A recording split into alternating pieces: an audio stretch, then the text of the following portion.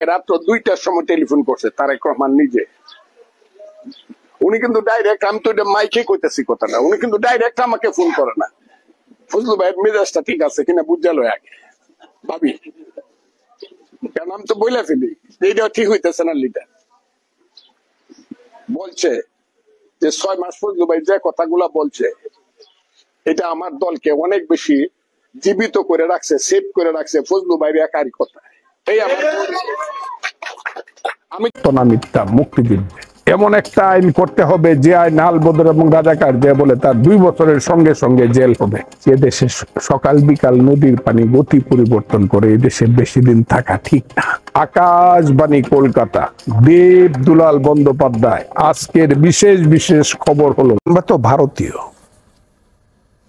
10,000 বছরের লিখিত ইতিহাস, তার আগেরটা নাইবা বললাম আমি। আমরা সিন্ধু পারের মানুষ, গঙ্গা পারের মানুষ, পদ্মা মেঘনা যমুনা পারের মানুষ, আমরা তো ভারতীয়। একদম আফগানিস্তান থেকে ধরে আপনার বার্মা পর্যন্ত যে ভূখণ্ড, দক্ষিণ এশিয়া যেটাকে বলা হয়, সার্ক যেটাকে, আমরা তো আসলে ভারতে 10,000 বছর। অনেক উত্থান পতন হয়েছে, এটা কইলে অনেক সময় লাগবে। অনেক উত্থান পতন হয়েছে ইতিহাসের, আমি ইতিহাসেরও ছাত্র, আবার পলিটিক্যাল সায়েন্সেরও আমি ছাত্র। অনেক উত্থান পতন হয়েছে। উত্থান পতন হইতে হইতে মহাভারতের সময় আইসা দেখা গেল যে বঙ্গীয় বদ্বীপ নামে একটা অঞ্চলের সৃষ্টি হয়েছে, এখানেও কিছু মানুষের অবস্থান হয়েছে। এবং আলেকজান্ডারের সময় আইসা এখন থেকে প্রায় 3000 বছর আগে আইসা দেখা গেল বাংলা বা বঙ্গ একটা জাতিসত্তা হিসাবে দাঁড়াইছে। এবং আলেকজান্ডার গঙ্গা নদীর পশ্চিম পার পর্যন্ত আসছে, বিহার পর্যন্ত আসছে। আইসা বলছে তার সেনাপতিরে ও পারে যাব না। কেন যাবেন না? বড় দেশ, বড় বিচিত্র দেশ সেলুকাস, তার চেয়ে বিচিত্র দেশের মানুষ। কথাটা যদি রূপ করতে বলা হয়, কিন্তু কথাটার মধ্যে সত্যতা বোঝা যায় যেহেতু আলেকজান্ডার এখানে আসেননি। বুঝেছেন? আমরা তো ভারতীয়। আবার শুনেন, আমরা তো ভারতীয়। তারেক রহমান, বেগম জিয়া, আপনারা কি এটা শুনতে পাচ্ছেন? আমরা তো ভারতীয়। আমাদের আর আন্দোলন করার দরকার কি? আমাদের আর দেশ গড়ার দরকার কি? আমাদের আর কোনো কিছু করার দরকার কি? বিএনপি যদি এই কথা বলে, আমরা তো ভারতীয়।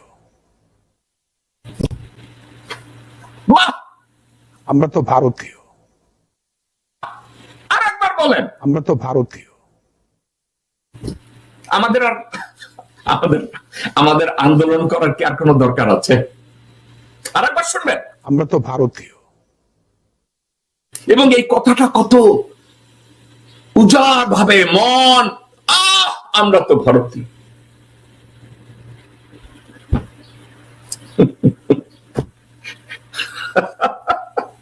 উনি এই লোক বেগম জিয়ার উপদেষ্টা, এই লোক বেগম জিয়ার উপদেষ্টা, এবং এই লোকের তারেক রহমান রাত 3টায় কল করে। আমরা তো ভারতীয়। তারেক রহমান সাহেব, ওনাকে রাত 3টায় আপনি কল করেন কিসের জন্য? এটা শোনার জন্য? আমরা তো ভারতীয়।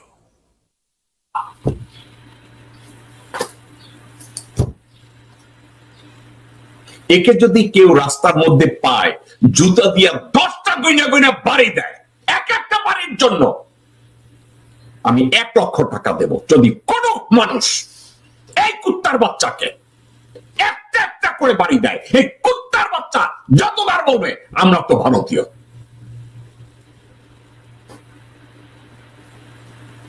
তারেক রহমান সাহেব, আপনার পার্টিকে ডুবানোর জন্য কি আর কারো দরকার আছে? আমরা তো ভারতীয়। এই লোক বেগম জিয়ার উপদেষ্টা নাকি আপনার উপদেষ্টা? আপনি তো আবার এই ধরনের লোকজন নিয়েই বিছানায় ঘুমাইতে পছন্দ করেন, চা খাইতে পছন্দ করেন। ঠিক আছে, এই লোক এখন এই লোকের আর কারো প্রতি কোনো দ্বন্দ্ব নাই। সে টুপি পরা আমার কোন মুসলমান ভাইরে দেখলে ওনার খালি জঙ্গি মনে হয়। দেখেন সে আবার কি বলছে।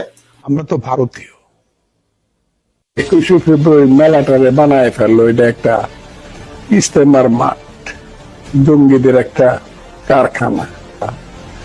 ইস্তেমার মাঠ, জঙ্গিদের একটা কারখানা।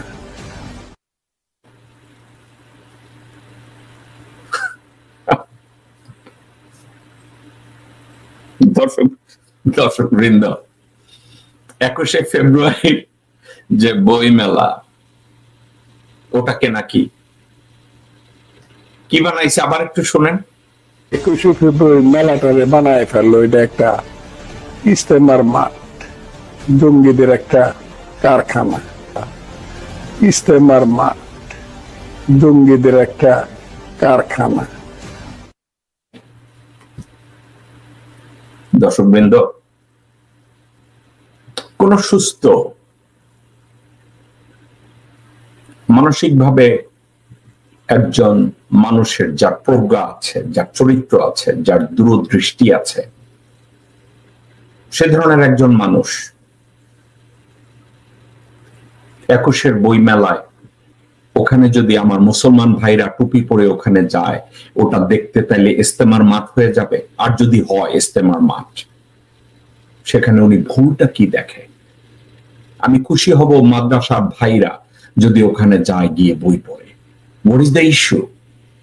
ওটা জঙ্গির আঁকড়া কেন হবে? যে বই মেলার একটা দৃশ্য আপনারা দেখুন।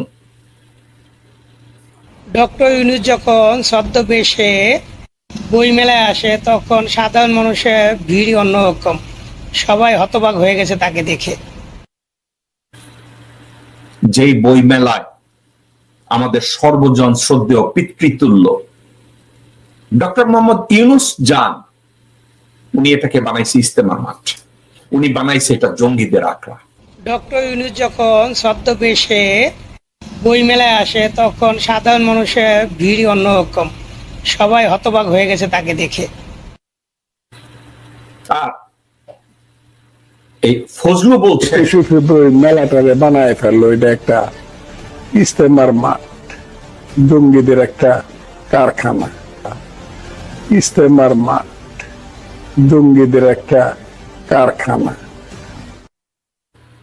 দর্শকবৃন্দ কি বলবেন?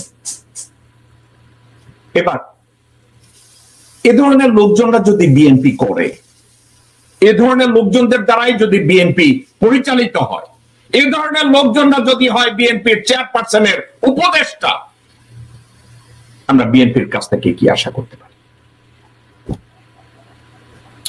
তারা আর্টিফিশিয়াল আন্দোলন করে, আর্টিফিশিয়াল স্লোগান দেয়, আর্টিফিশিয়াল কথা বলে, কিন্তু নিজের পকেটটা ভারী করে, ঢাকা ব্যাংক তৈরি করে, প্রতিদিন প্রতি মাসে 3.5 থেকে 4 কোটি টাকা আয় করে, নিজের ভাইটা কালুরে দিয়া রেলওয়ে নিয়ন্ত্রণ করে, রেলের জমির উপরে বাড়ি বানাইয়া ওখানে বসত বাড়ি বানাইয়া থাকে।